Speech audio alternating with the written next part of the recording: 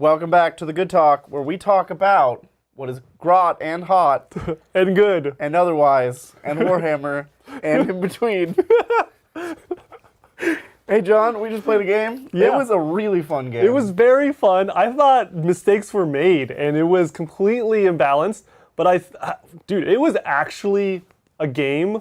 Like I was fighting back. Yeah. I was flailing around. Yeah. Maxing secondaries. Great spoilers, by the way. Go back and watch if I haven't. Spoilers. And look, I ended up losing in the end. It was close. But it was very close. It was very back and forth. At any time, one of us could have crumbled. I just needed to get you off primary, my dude. You did.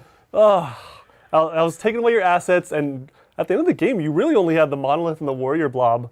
It's going to be fun. It's a fun game. Yeah, it was very fun. We learned a lot about Necrons and Grey Knights. Still learning. Things changing every week. What did you think of the game in general, and then also the dynamic of having the GT pack, the competitive layout, right, of the terrain, and also the number 7 on the chart of missions.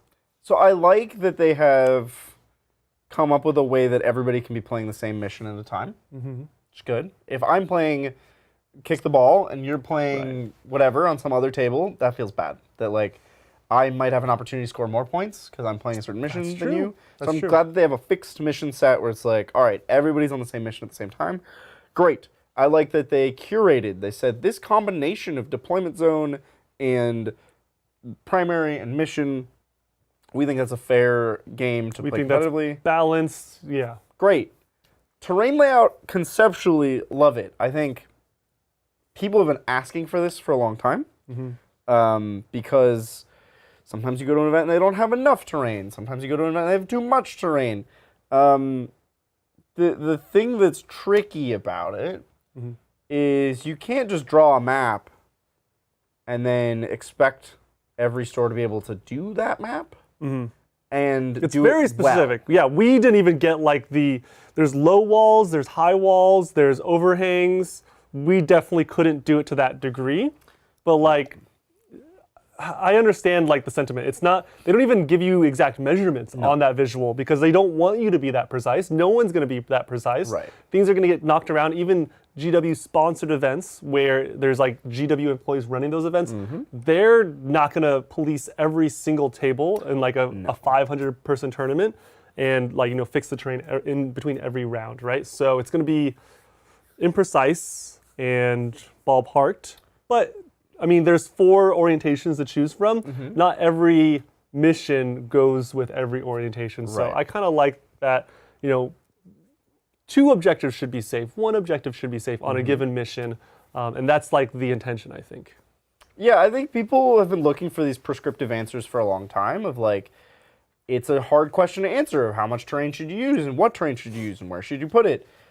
GW was trying to give that prescriptive answer of like, this is what we think is appropriate for a competitive game of Warhammer. The problem is you still have to fill in the blanks. You still have to say, oh, I don't have the appropriate terrain piece for this. What do I sub in?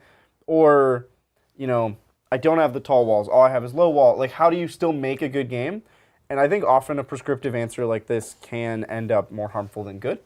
It's what everybody wants. People are going to rejoice. Like, oh, finally, we have a prescriptive answer.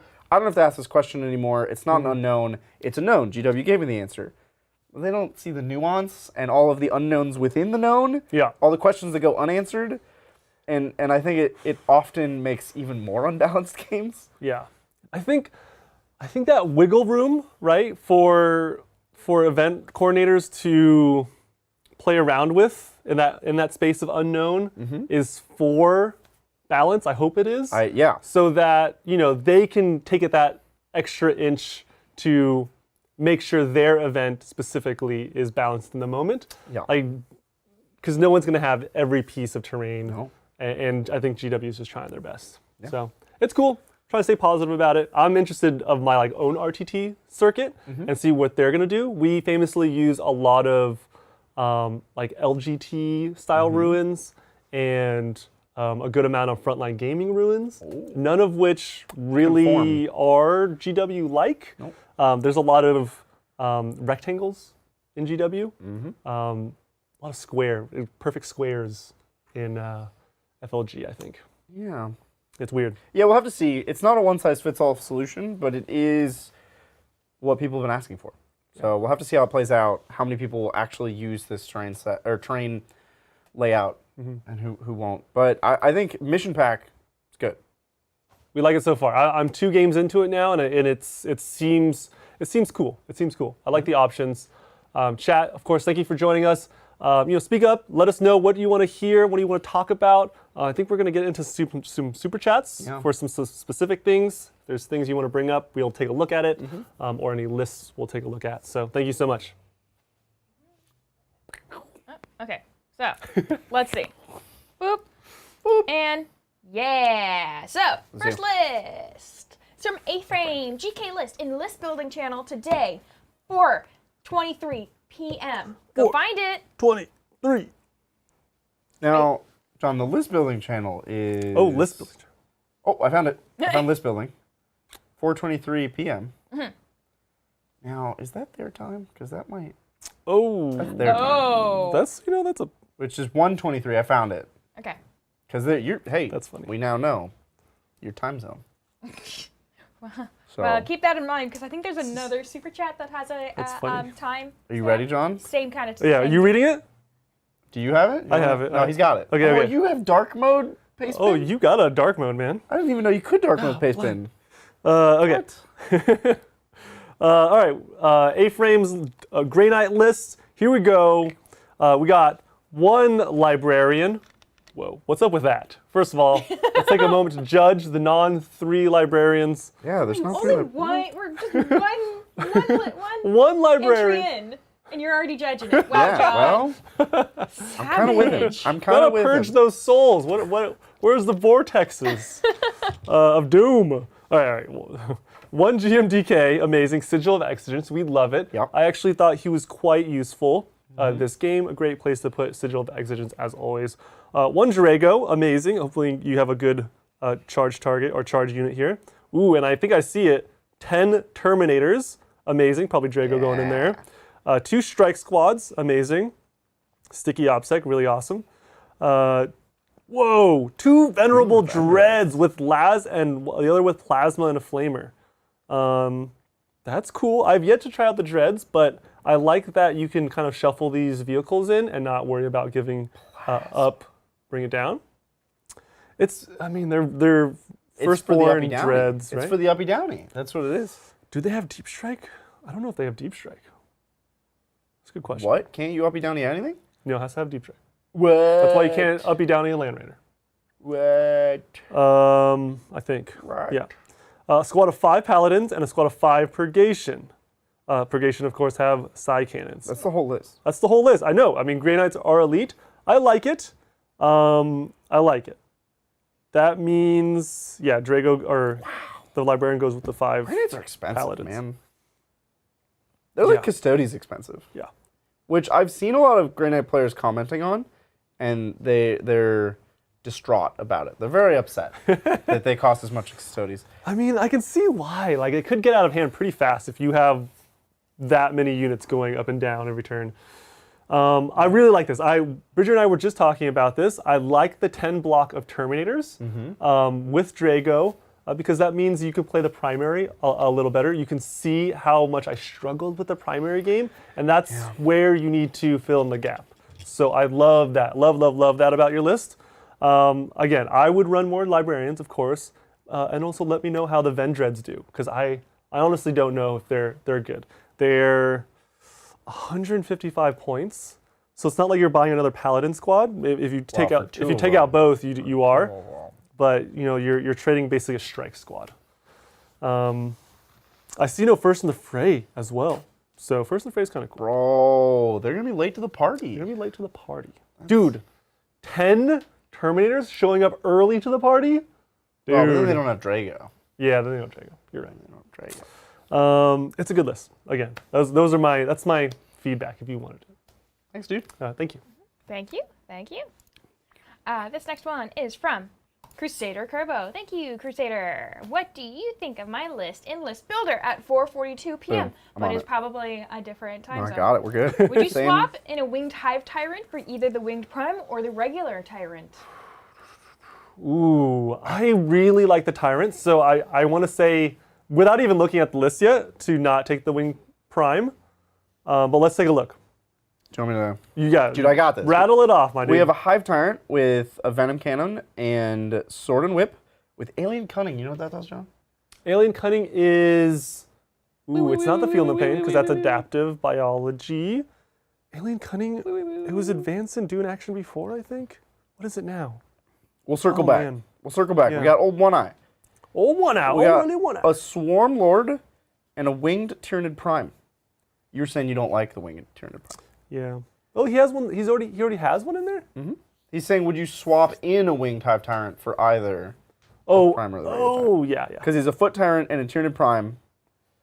Yeah. Swarm Lord, Old One Eye. Swarm Lord's 250 points? Jeepers. But you'll take him every time because you want the CP every turn.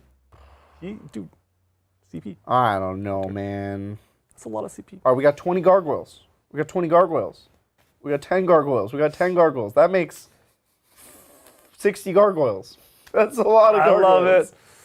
love it. We have 5 Barbgons, 2 Biovores, Oh, 2 Carnifexes for Old One Eye to hang out with, yeah. a Tyrannifex with Rupture Cannon, 3 Venomthropes, and 6 Zoanthropes. Ooh, yeah, you got to have at least those two. I think it's a good list. I like the gargoyle tech because I'm finding that there are a lot of top armies that can just deal with Termagants. Like they just shoot Termagants. 20 Termagants with 6 up Invuln, 6 up Feel No Pain, or 5 up Feel No Pain. Probably get through it. Blast is pretty punishing. Blast for is that. punishing. Yeah. It's T3. It's only -1 to hit. Yeah. Cover only going to 4. Yeah. So yeah, I like the gargoyle tech. You're playing the more of the MSU game. It's cheap, it flies, it's fast. You're throwing them out there, it's dying. You're just going to points. Amazing. Alien Cunning Yeah. is pre-game redeploy 3 units. It's the bad version though. It's not the Before Phobos. you know who's going first. Yeah, so you don't know who's going first yet. So it's like if you have the extra points, you take it. It's good. I think to answer your question, I say for sure the Wing Hive Tyrant. I'm not a big fan of the Wing Prime. And yeah, I like the list. Let me know how the gargoyles work. A lot of points to make up, though. A Winged Prime is 80 points. I see. And a regular Hive Tyrant is 250 points. So we got a bit of a gulf between those two. You know what? Let's choose door number 3, and you already have a Walking Tyrant, correct? Yeah.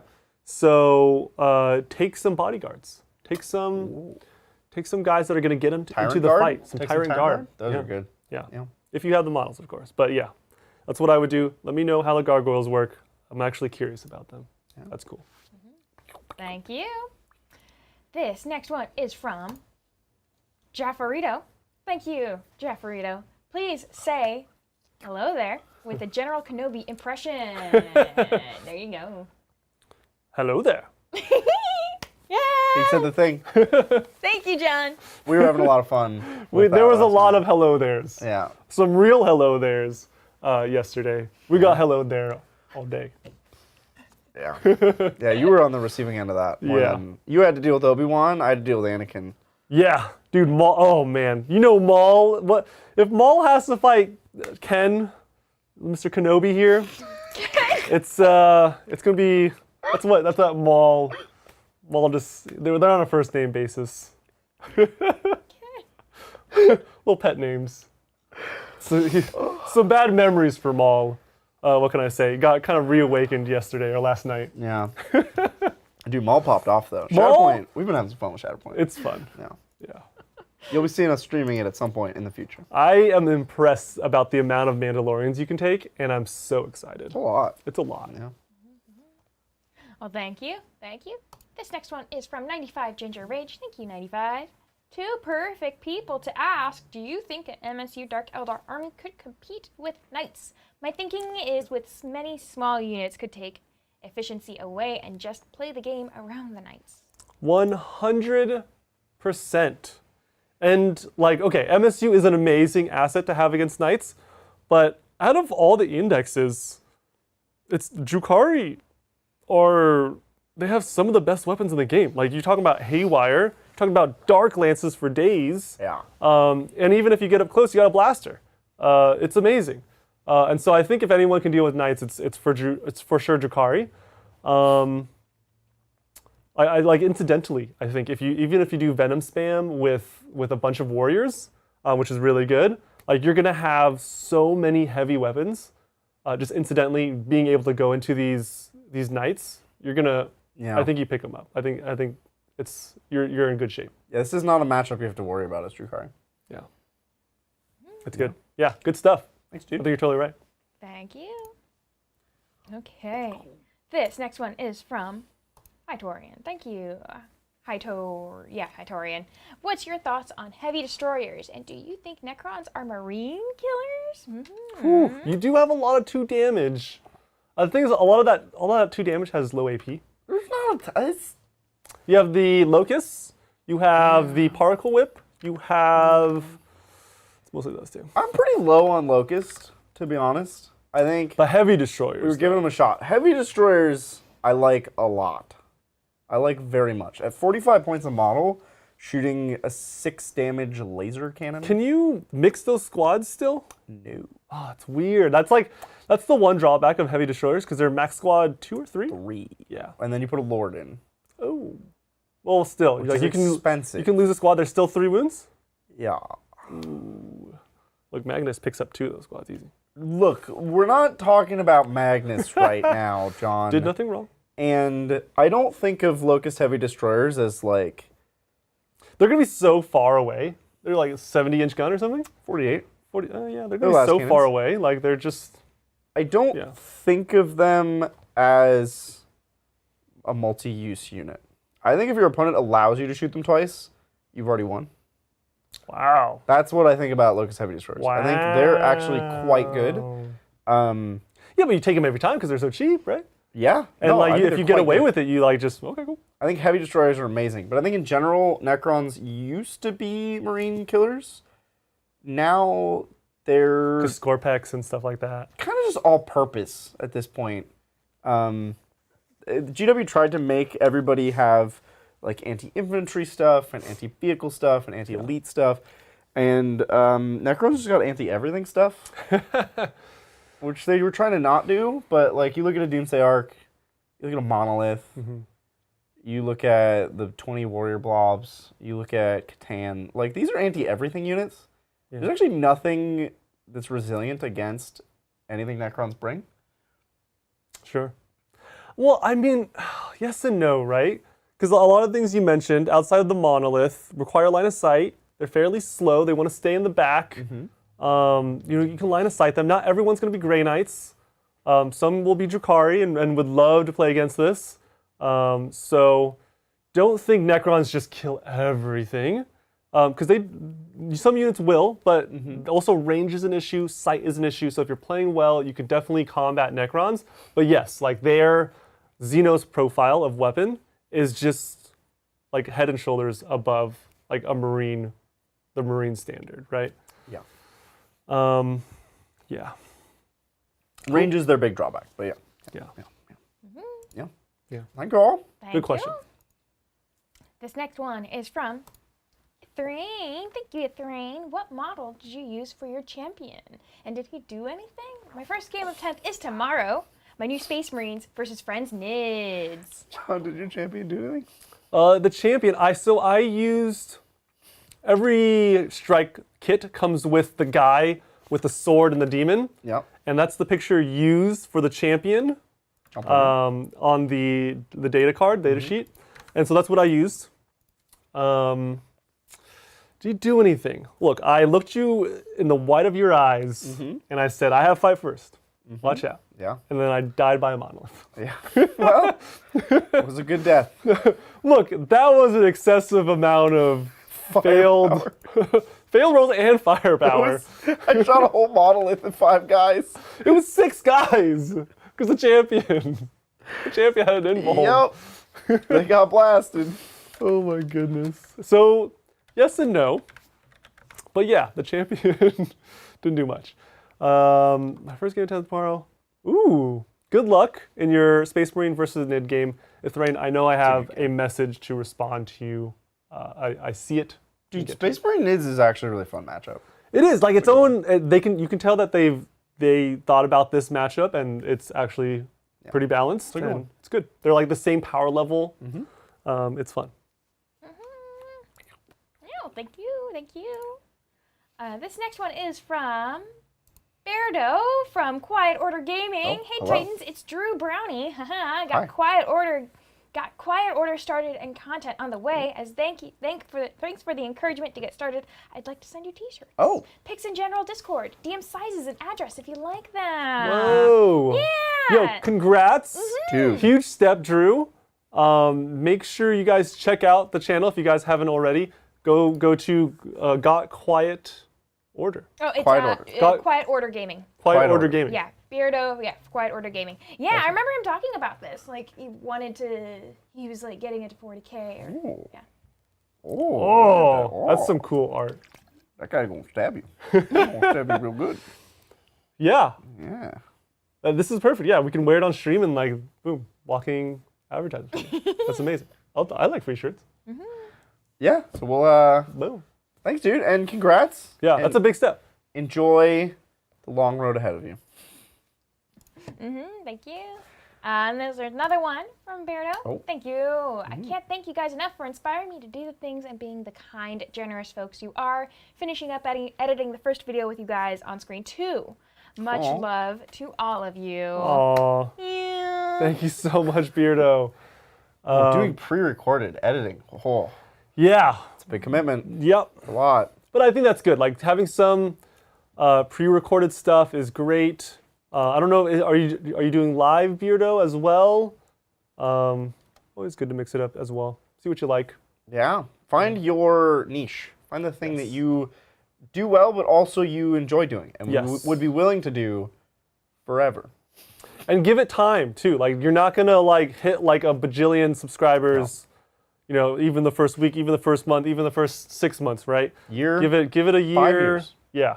We got incredibly lucky that the launch of Ninth just kind of catapulted us Yeah. from nothingness to where we are. I think we take that for granted as well. We do, sometimes. yeah.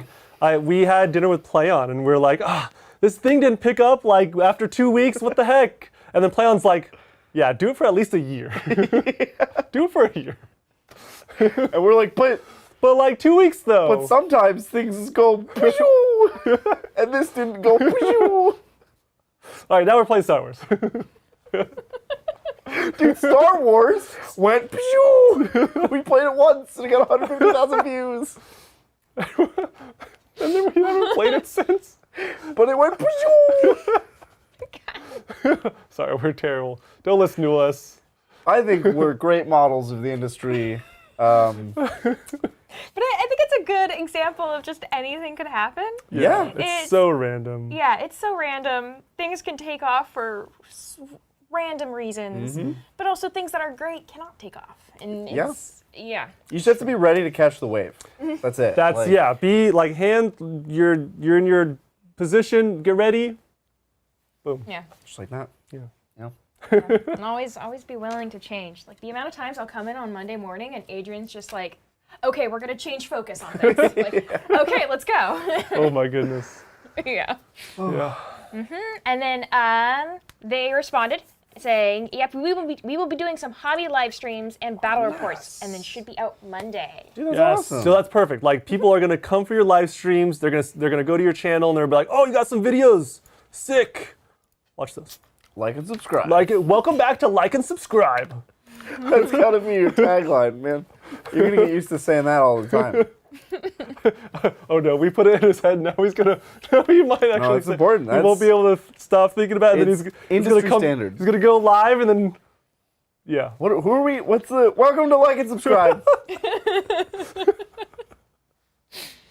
Thank you Throw and up. good luck. Have fun. This next one is from Acid Isagi. Thank you, Acid. Is it possible in tournament play to have one random secondary and one static secondary? It is possible to do 2 static secondaries and 1 random secondary, but not 1 and 1. Wait, what? 2 and? Yeah. If you draw the right card, oh well, I actually don't know for tournament play. What? If you're playing the player sheets, the packet sheets, the player packet sheets, there So you're is- saying the mission rule where you draw an extra card you draw an extra card, right? and you get rid of one. If you pick static, and you get that mission twist, that special rule, you keep your static cards and you still draw one, And you keep all three. Oh, you keep all... No, because you get rid of one. You only get to do 2 for the turn. Could you discard your static? John, I think you're making this up. No. I don't think you We can might do be this. talking about two different special rules. Because I know the one you're talking There's a about. draw 3, discard 1. Yeah, and then there's also A draw just three, have keep three? another What? draw. Yeah. It's like, I We forget can't what it's support that called. in our software. There's a lot we can't support. That's why we've been avoiding them and you don't know about it. Those aren't okay. Why would they write this?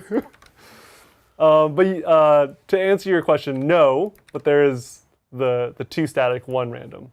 I don't know if that's in the GT It's probably pack, though. not. I doubt Probably they'll not. put that in because it's a goof. It's a goof one. Yeah, it sounds goofy, but it would be cute. It'd be very easy to get secondaries. Yeah. Thanks, dude. Thank you. Thank you. This next one is from Mr. Adder. Mr. Adder says, Bridger, been feeling burnt out on the MTG story since cons. How you feeling it? The story is largely incidental to me. I don't read the books. I know that there are There's books? lots of books. Ooh, isn't there like a Oh, Netflix yeah. series coming out or something? What? Maybe. I or don't maybe it's rumored. I don't know. But like, I don't want to comment on the story because I know that a lot of people put a lot of work into writing the story, and I don't know most of it. I'm just excited about playing the game and experiencing the story or the narrative through the game, right? Like, there's events on cards that are exciting and cool, and you get broad strokes without having to read any of the books. You're like, oh, and then this happened, and then that guy comes and does this thing, but then, whatcha, this other guy comes, right? That's like the broad strokes narrative that I get out of playing the game. To me, it's a game first. And it's a game that I love because it's like one of the best games we've ever made as a race of humans. Like, it's wonderful and awesome. Even though the company sometimes does things that we don't like, I love the game. Cool. The game's great. Yeah. Story's yeah, it's okay. It's fine. Yeah. Thanks, dude. Yeah, thank you. This next one is from Neil Adams. Thank you, Neil. What do you think of the changes announced in the MetaView video? Quarterly points updates and 6 monthly balanced data slates? Oh, 6, yeah. What's wait, a 6, MetaView? wait, 6 monthly? Like every 6 months, they'll do balanced data slates. And every 3-ish months, they'll do points updates. Yeah. What's a MetaView video? Tom? No, so yeah, there's like a meta view, you know, those GW articles where they release MetaWatch? like meta watch. Got Yes. it. Okay. Yeah, I think it's amazing. I think this is great. That means they're committing. Got to hold them to it. They're committing to quarterly updates. We know these seasons, right? They're gonna try to rebalance the game, and then some data slates was biannually. Yeah, I mean, this is a lot more updates than we got previously, which was even then a lot more updates than we got before that, right? Points used to be annual, and now Is that right? Oh no, yeah, that's right. Points were annual. That's right. Which is now, we have 4 times as many points updates. And balanced data slates were supposed to be annual but ended up every 6 months. So we're kind of on the same balanced data slate, but more points updates, which I think is probably more appropriate for 10th edition, given how few rules there are in indexes and how many units with points changes need to be made. Yeah. Yeah, I think we just have to be understanding. Like, I'm glad they're finally coming out with their thoughts and ideas for balance.